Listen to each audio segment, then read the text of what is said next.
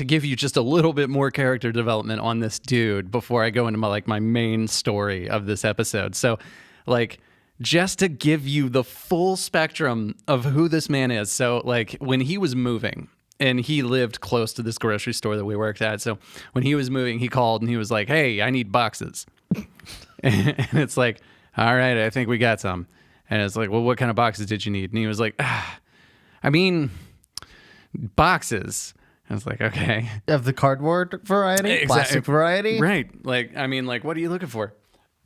Little box, big box? Like, come on, bro.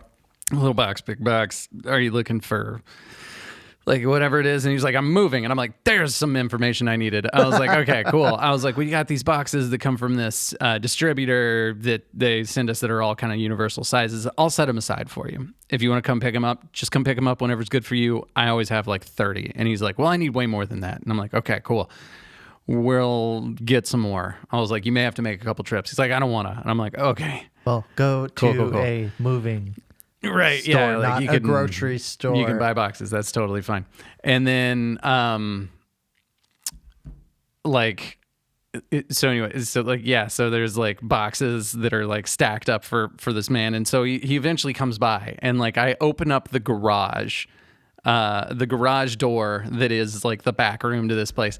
And I see for the first time what this man drives. And it's like, weirdly enough, this is like kind of a weirdly appropriate thing to talk about. So he drives this like 1973 Mercedes of sorts. Sure, right. So this like 1973 Mercedes, and that Mercedes, like it looks pristine. Like it's in like original condition. And so I see the car and I was just like, "Oh, hey, like that's a pretty cool looking car, like a vintage Mercedes." And he was like, "Vintage?" And I was like, "Well, I mean, like, what year is it?" And he was like, he said whatever it was. Like, I think it was a 70 something. And I was like, "Oh, okay." And he goes, "And I bought it new and it's going to last for 10 more years, damn it." And I was like, "Okay." I'm so glad for Yeah. you. And it's one of those things where I was like, "You seem real upset, but it sounds like you like the car." And I was like, "How many miles does it have on it?" And he goes, 220,000, and it's gonna get over 300. And I was like, "Okay." Are you challenging me or the car, Right. sir?